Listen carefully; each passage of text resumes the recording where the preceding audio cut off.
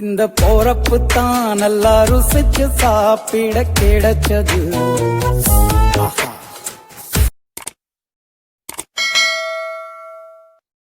Hi friends, welcome to our FDF Tamil channel. இன்னைக்கு நம்மளோட சேனல்ல சுவையான மீன் குழம்பு மண் பாத்திரத்துல எப்படி வைக்கிறதுன்னு பார்க்கலாம். வாங்க வீடியோக்கு போலாம். இன்னைக்கு நான் 1 கிலோ கட்லா மீன் வாங்கி வச்சிருக்கேன். ஸோ இதை கிளீன் பண்ணி கட் பண்ணி எடுத்துக்கலாம். இப்போ அரைக்கிறதுக்கு தேவையான பொருட்கள்: 1/2 கப் சின்ன வெங்காயம், 1/2 கப் தேங்காய், 1 டீஸ்பூன் மிளகு, 3/4 டீஸ்பூன் சீரகம், 1 கட்டி பூண்டு, 1 கைப்பிடி கருவேப்பிலை, இந்த அளவுக்கு புளி. இப்போ இதெல்லாம் அரைச்சி எடுத்துக்கலாம். இப்போ தாளிப்புக்கு தேவையான பொருட்கள் பார்க்கலாம். 1/2 கப் அளவுக்கு நல்லெண்ணெய், 1 பிஞ்ச் கடுகு, 1/4 டீஸ்பூன் வெந்தயம், 5-6 சின்ன வெங்காயம் கட் பண்ணி வச்சிருக்கேன், தேவையான அளவு கருவேப்பிலை, 1 தக்காளி, புளி கரைச்சி எடுத்துக்கலாம். இப்போ மசாலா பொருட்கள்: மல்லி 2 டேபிள் ஸ்பூன், மிளகாய் தூள் 1 டேபிள் ஸ்பூன், சாம்பார் பொடி 1 டேபிள் ஸ்பூன், தேவையான அளவு உப்பு, அரைச்சு வச்ச மசாலா பேஸ்ட், நம்ம கட் பண்ணி வச்சிருக்க மீன் துண்டுகள். வாங்க குழம்பு வைக்க போலாம். இப்ப மண் பாத்திரத்தை நல்லா சூடு பண்ணியதுக்கு அப்புறம் நம்ம எடுத்து வச்சிருக்க நல்லெண்ணெய் ஆட் பண்ணிக்கலாம். எண்ணெய் நல்லா காஞ்சதுக்கு அப்புறம் நாம எடுத்து வச்சிருக்க கடுகு வெந்தயத்தை ஆட் பண்ணிக்கலாம். நாம நல்லெண்ணெய் ஆட் பண்ணும்போது இந்த மாதிரி நல்ல பபிள்ஸ் வரும். ஸோ இந்த வெந்தயத்தினுடைய டெக்ஸ்சரை பொறுத்து தான் குழம்போட டேஸ்ட் இருக்கு. ஸோ அதனால நல்லா இந்த வெந்தயம் இந்த மாதிரி கோல்டன் ப்ரௌன் ஆகிற அளவுக்கு ஃப்ரை ஆனதுக்கு அப்புறம் நம்ம எடுத்து வச்சிருக்க சின்ன வெங்காயத்தை ஆட் பண்ணிக்கலாம். ஸோ இது நல்லா இந்த மாதிரி வதங்கி வந்ததுக்கு அப்புறம்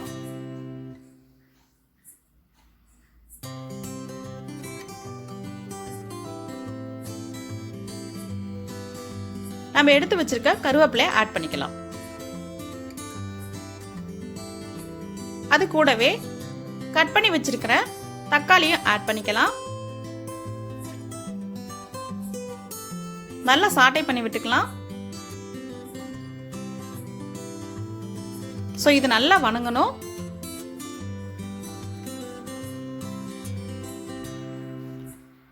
இந்த பதத்துக்கு வதங்கினதுக்கு அப்புறம் நம்ம எடுத்து வச்சிருக்கிற மசாலா பொருட்கள் ஒன்னொன்னு ஆட் பண்ணிக்கலாம். மஞ்சள் தூள், மல்லித்தூள், மிளகாய் தூள்,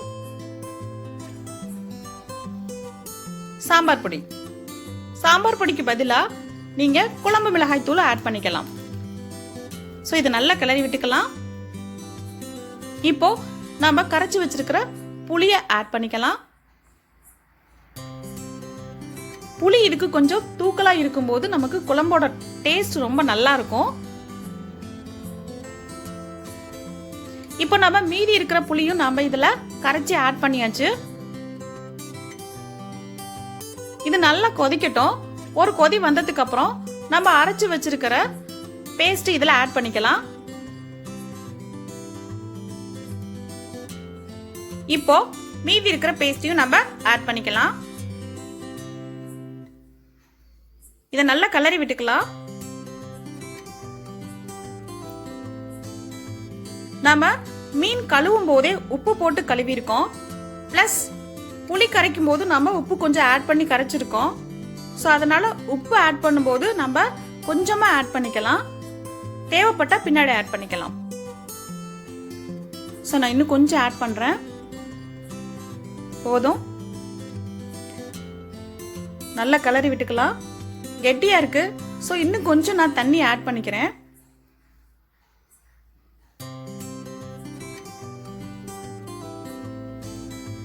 ஸோ இந்த டெக்ஸ்சரில் நான் கொதிக்க விட போகிறேன். குழம்பு நல்லா கொதிக்கணும். அதுக்கு முன்னாடி மீன் ஆட் பண்ணிடக்கூடாது. நல்லா கொதிச்சதுக்கு அப்புறம் ஃபைனலாக தான் ஆட் பண்ணணும். பாருங்க, நல்ல பபிள்ஸ் விட்டு இந்த மாதிரி நல்லா கொதிக்கணும்.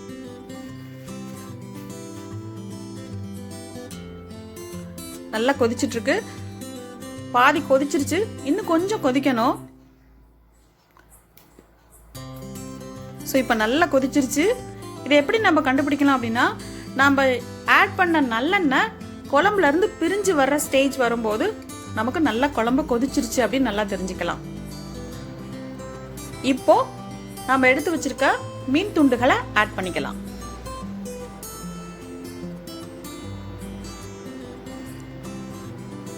ஃபர்ஸ்ட் தலையை ஆட் பண்ணிக்கலாம்.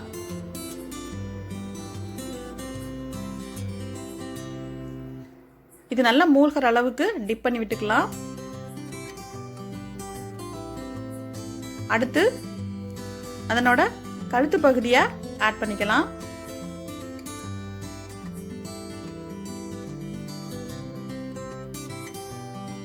மீன் துண்டுகளை ஆட் பண்ணதுக்கு அப்புறம் ஃபைனலா வால் பகுதியை ஆட் பண்ணிக்கலாம். இந்த மாதிரி ஸ்டெப் பை ஸ்டெப்பையா மீன் துண்டுகளை ஆட் பண்ணும்போது மீனோட எல்லா பகுதியும் நமக்கு ஒரே மாதிரி நல்லா குக் ஆயிருக்கும். இது ரொம்ப நேரம் கொதிக்கணும்னு அவசியம் இல்லை. கொதிச்சது அப்படின்னா நமக்கு மீன் துண்டுகள் கரைஞ்சிரும். ஸோ அதனால ஒரு சில நிமிடங்கள் மட்டும் கொதிச்சதுக்கு அப்புறம் நம்ம ஸ்டவ் ஆஃப் பண்ணிக்கலாம். இப்போ நமக்கு டேஸ்டான மீன் குழம்பு ரெடி ஆயிடுச்சு. ஸோ இந்த வீடியோ உங்களுக்கு பிடிச்சிருந்தா லைக் பண்ணுங்க, ஷேர் பண்ணுங்க, கமெண்ட் பண்ணுங்க, சப்ஸ்கிரைப் பண்ணுங்க, மறக்காம பெல் ஐக்கானை கிளிக் பண்ணுங்க. அப்பதான் நாங்க போடுற வீடியோ உங்களுக்கு நோட்டிபிகேஷன் வரும். தேங்க்ஸ் ஃபார் வாட்சிங்.